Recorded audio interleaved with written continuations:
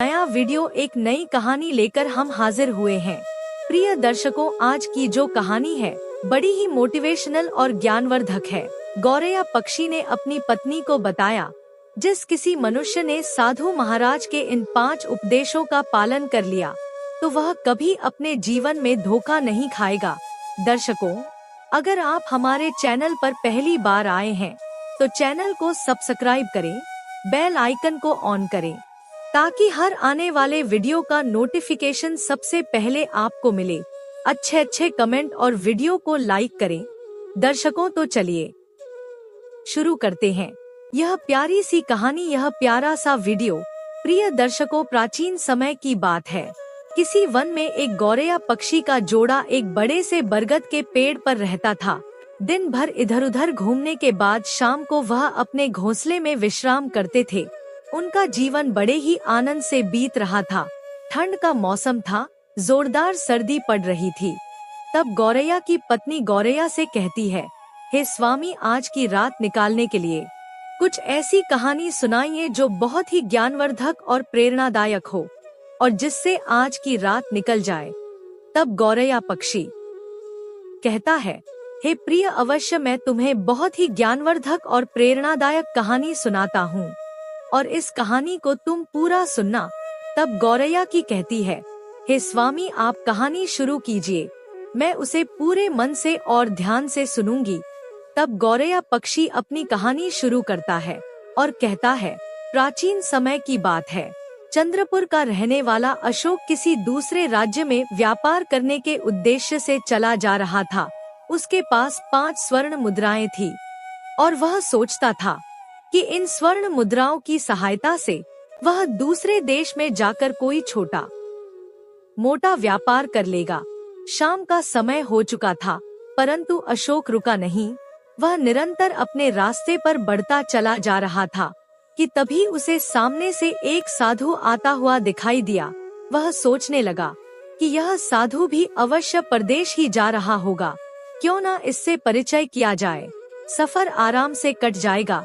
वह साधु महाराज के नजदीक गया और बोला, प्रणाम बाबा। बाबा बोले, आयुष्मान भव बच्चा, कहो कहाँ जा रहे हो? क्या बताऊं बाबा, मैं मुसीबत का मारा अब किसी दूसरे देश में जाकर व्यापार करने का इच्छुक हूँ। पास में कुछ स्वर्ण मुद्राएं हैं, उन्हीं से परदेश में कोई व्यापार करने के लिए जा रहा हूँ। दोनों चुपचाप आगे बढ़ने लगे। कुछ देर तक चलते रहने के पश्चात वह साधु से बोला, बाबा, हमारे बीच की यह खामोशी सफर को बड़ा ही बोझिल बना रही है। कोई ऐसी कहानी सुनाइए जिससे सफर भी आराम से कट जाए और मेरे दुखी मन को शांति भी मिले। तब वह साधु बोला, सुना तो सकता हूँ बच्चा, लेकिन मेरी कहानी सुनाने के पैसे लगते हैं। मैं एक कहानी सुनाने के लिए 1 स्वर्ण मुद्रा लूंगा। अशोक सोचने लगा, मेरे पास कुल 5 स्वर्ण मुद्रा है, जिनमें से 1 स्वर्ण मुद्रा देकर एक कहानी सुनना क्या बुद्धिमानी होगी। लेकिन यह साधु बाबा कोई साधारण इंसान नहीं लगते। हो सकता है इनकी कहानी सुनकर परदेश में धन कमाने का कोई उपाय निकल आए। यह सोचकर उसने 1 स्वर्ण मुद्रा साधु को दी और बोला, यह लीजिए बाबा, लेकिन आपसे प्रार्थना है कि आप जो भी कहानी सुनाओ वह सच्ची हो। मुझे स्वीकार है बेटा। फिर साधु ने चलते चलते कहना आरंभ किया, सुनो बेटा, तुम परदेश में व्यापार करने जा रहे हो। यदि व्यापार ना कर सको तो खाली मत बैठना।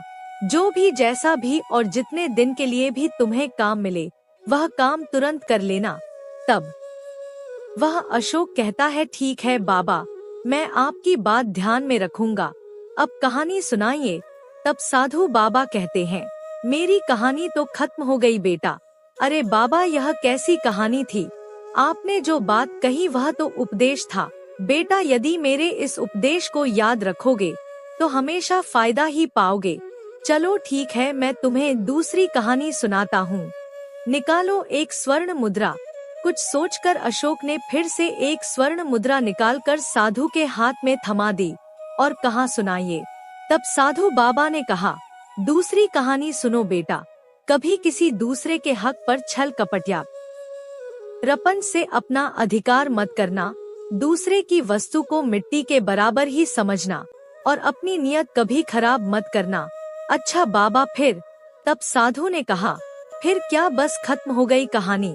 लेकिन बाबा तुमने तो इस बार भी उपदेश ही दिया है। अशोक ने फिर से एक स्वर्ण मुद्रा साधु को दी और बोला, ठीक है बाबा, अब आपके उपदेश ही सही, बताइए मेरे लिए क्या अगला उपदेश है। तब साधु बाबा बोले, बेटा जीवन में कभी भूलकर भी किसी का रहस्य किसी अन्य पर मत खोलना, यह मेरा तीसरा उपदेश है। बाबा अब तो चाहे मेरे सारे मुद्राएं खत्म हो जाएं, मैं आपसे बाकी उपदेश भी सुनना चाहूँगा। यह लीजिए बाकी बची हुई 2 स्वर्ण मुद्राएं और मुझे 2 उपदेश और दे दीजिए। सुनो बेटा अशोक, तुम चाहे कितने भी आवश्यक कार्य से कहीं पर जा रहे हो, लेकिन यदि रास्ते में कोई तुम्हें बुलाकर प्रेम से बैठता है तो उसकी बात ध्यान से जरूर सुनना, उसको ठुकराना नहीं, चाहे तुम्हारा लाखों का ही नुकसान क्यों ना हो जाए। और बेटा आखिरी उपदेश यह है कि दुराचारी स्त्री का कभी जीवन में विश्वास ना करना, उसके दिल और दिमाग का कोई भी ठिकाना नहीं होता। इतनी बातचीत के बाद वे दोनों काफी दूर निकल आए थे। तब साधु ने कहा, अच्छा बेटा अब तुम्हारा और मेरा रास्ता अलग अलग हो गया है, अब मैं चलता हूँ। तब अशोक कहता है, ठीक है साधु बाबा, मैं आपकी बातों को हमेशा ध्यान में रखूंगा। और इसके बाद साधु अपनी राह पर चला गया। अशोक सोचने लगा कि साधु की कही हुई बातें अवश्य ही उपयोगी सिद्ध होंगी, परंतु साधु बाबा मुझे यह उपदेश बिना कोई पैसा लिए भी बता सकते थे। आखिर साधु को पैसों की क्या आवश्यकता थी? खैर यह प्रश्न में वापस लौटते समय साधु बाबा से अवश्य करूंगा। अपनी ही सोच में डूबा हुआ अशोक पुनः आगे की तरफ बढ़ने लगा। चलते चलते वह एक नगर में पहुंचा। अब उसके पास कोई धन नहीं था, इसीलिए वह कोई व्यापार भी नहीं कर सकता था। वह नौकरी की तलाश में लोगों से पूछताछ करने लगा। वहाँ पर उसे राकेश नाम का एक आदमी मिला। उसने कहा, सुनो भाई, मेरा नाम राकेश है और मैं यहाँ के महाराज तेज प्रताप के यहाँ पर नौकर हूँ। मेरा काम घोड़ों की देखभाल करना है। मैं विक्रमगढ़ का रहने वाला हूँ और मेरी माँ बीमार है, इसीलिए मुझे 1 माह की छुट्टी चाहिए ताकि मैं अपनी माँ को देखने जा सकूं। लेकिन महाराज ने मुझे इस शर्त पर छुट्टी देना स्वीकार किया है कि मैं अपने स्थान पर 1 माह के लिए कोई और व्यक्ति रख जाऊं। यदि तुम तैयार हो तो चलो इसी समय मेरे साथ महाराज के पास। अशोक बोला, अरे भाई मैं तो बिल्कुल तैयार हूँ, मुझे तो नौकरी की ही तलाश है, चलो मैं तुम्हारे साथ चलता हूँ। जल्दी ही राकेश अशोक को लेकर राजमहल में दाखिल हुआ। वहाँ के राजा तेज प्रताप बड़े ही पराक्रमी और दानी राजा थे। उनकी एक बेटी थी जिसका रूपा नाम था। रूपा बहुत ही सुंदर थी और राजा उसे अपने प्राणों से भी ज्यादा प्यार करते थे। इसके अलावा राजा तेज प्रताप को घुड़सवारी करने का बहुत ही शौक था, इसीलिए उन्होंने दुनिया भर के छटे हुए असंख्य सुंदर और स्वस्थ घोड़े पाल रखे थे, जिनकी देखभाल के लिए बहुत ही तजुर्बेकार कुछ लोग रखे हुए थे, जिनमें से एक राकेश भी था। राकेश अशोक को लेकर सीधा राज दरबार में पहुंचा। तब राजा से कहा, महाराज की जय हो महाराज, इसका नाम अशोक है, मैं अपने स्थान पर इसे रखने की आज्ञा लेने आया हूँ। तब राजा कहता है, इसमें आज्ञा की आवश्यकता नहीं है। यदि तुम्हें यह भरोसेमंद आदमी लगता है तो इसे ले जाकर सारा काम समझा दो और अपने घर चले जाओ। लेकिन ध्यान रहे, हमारे प्रिय घोड़ों की देखभाल में लापरवाही हुई या उन्हें कोई कष्ट हुआ, उसका दंड इसे नहीं बल्कि राकेश तुम्हें भोगना होगा। राकेश ने कहा, महाराज आप चिंता ना करें, मैं इसको सब कुछ समझा दूंगा। ठीक है तो फिर तुम जाओ। राकेश अशोक को लेकर सीधा शाही अस्तबल में जा पहुंचा, जहां पर बहुत से घोड़े बंधे हुए थे। तब राकेश ने कहा, सुनो अशोक, यह 7 घोड़े तुम्हारे नीचे रहेंगे। तुम्हें इन घोड़ों की देखभाल करनी है, इन्हें खिलाना पिलाना मालिश करना आज से तुम्हारा ही काम है। अशोक ने तुरंत कहा, मैं समझ गया, तुम निश्चिंत रहो मित्र। फिर राकेश उसे लेकर अस्तबल में ही बने हुए एक कमरे में जा पहुंचा और बोला, यह मेरा कमरा है, आज से यह तुम्हारा कमरा रहेगा, अब जाकर अपने काम में जुट जाओ। उसके बाद राकेश कुछ आवश्यक सामान लेकर अपने देश की ओर चल पड़ा, जहां उसकी बीमार माँ उसका इंतजार कर रही थी। और इधर अशोक अपने काम में जुट गया। वह रोज घोड़ों की मालिश आदि करने के बाद उन्हें पास के ही एक तालाब में ले जाता और नहला धुलाकर उसके बाद घोड़ों को वापस अस्तबल में लाकर बांध दिया करता। फिर अन्य साइज के साथ घोड़ों के खाने के लिए चने लेने के लिए चारा घर में पहुंचा। प्रत्येक साइज को 20 शेर चने मिला करते थे। अशोक ने भी 20 शेर चने की पोटली बांधी और अपने अस्तबल में जा पहुंचा। उन्हें पानी में भिगोकर कूटने के बाद सातों घोड़ों के आगे डाल दिया। अपना काम खत्म करने के बाद उसने सोचा कि क्यों ना कुछ देर के लिए बाकी साइज के साथ कुछ गपशप की जाए। यह सोचकर वह उस बड़े कमरे में पहुंचा, जहां अन्य साइज बैठे हुए मौज उड़ा रहे थे। अशोक ने देखा कि वे सभी शराब पी रहे थे। वह बोला, अरे भाई, आप लोग बिना अपना काम पूरे किए हुए नशे पानी में लगे हुए हो। अन्य साइज बोले, अरे नहीं भाई, बिना काम पूरे किए भला किसमें इतनी हिम्मत है कि नशा पानी करे। भाई, हम भी घोड़ों की खुराक डाल चुके हैं, अशोक कहता है, लेकिन आप लोगों के पास तो अभी भी बहुत सा चना कूटने के लिए पड़ा है। भाई, वह चना कूटने के लिए नहीं है, बल्कि बाजार में बेचने के लिए पड़ा है। जितना दाना घोड़ों को खिलाना था वह तो हम कभी का कूट कर घोड़ों को खिला चुके हैं। क्या मतलब भाई, मैं कुछ समझा नहीं। अरे भाई, तुम नए हो ना, इसीलिए नहीं समझोगे। सुनो, हमें प्रतिदिन 20 शेर चना घोड़ों को खिलाने के लिए मिलता है, जिसमें से हम 5 शेर चना कूटकर घोड़ों को खिला देते हैं और बाकी का 15 किलो चना बाजार में बेचकर अपने नशे पानी का इंतजाम करते हैं। उनकी बातें सुनकर अशोक की आंखें आश्चर्य से फट गई। वह बोला, लेकिन यह तो महाराज के साथ धोखा है, बेईमानी है। अरे यार, बेईमानी हो या धोखा, पेट भरने के लिए यह सब तो करना ही पड़ता है। और सुनो, क्योंकि तुम्हें यहाँ पर राकेश ने रखवाया है, इसीलिए तुम्हें सच्चाई बता दी गई है। लेकिन ध्यान रहे, इस बात का किसी और को कानों कान भी पता नहीं चलना चाहिए, वरना तुम्हारी लाश का भी पता नहीं लगने देंगे।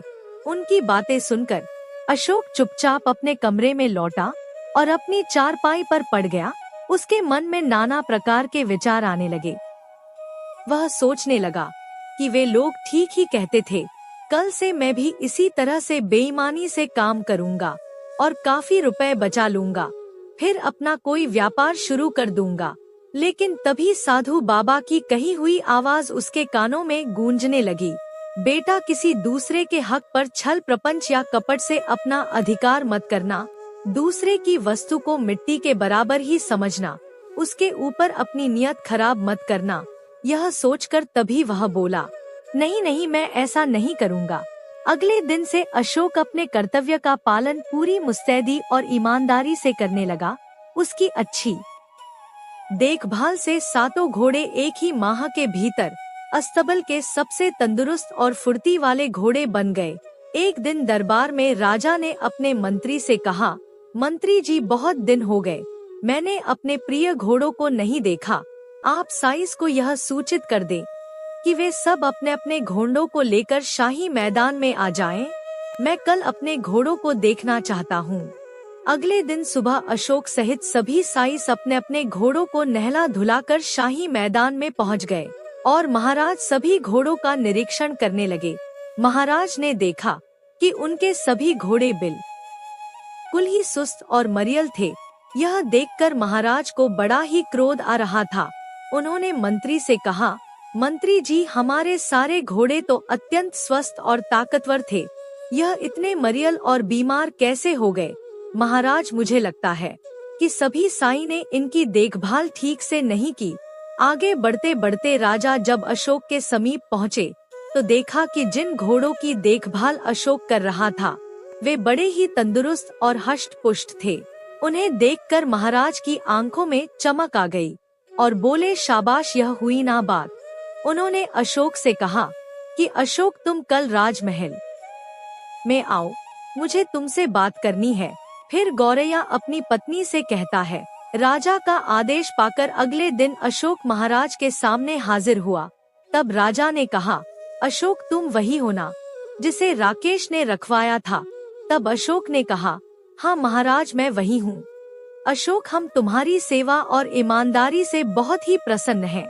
हमने तुम्हें यहाँ पर यह जानने के लिए बुलाया है कि केवल तुम्हारे ही घोड़े तंदुरुस्त और सुंदर क्यों हैं, बाकी क्यों नहीं, जबकि सबको एक सा भोजन दिया जाता है और एक सी देखरेख होती है।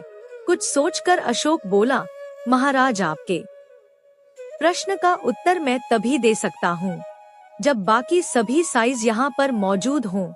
ठीक है, सभी साइज को यहाँ पर बुलवाया जाए। और राजा के आदेश पर बाकी साइज भी वहाँ पर पहुँचे।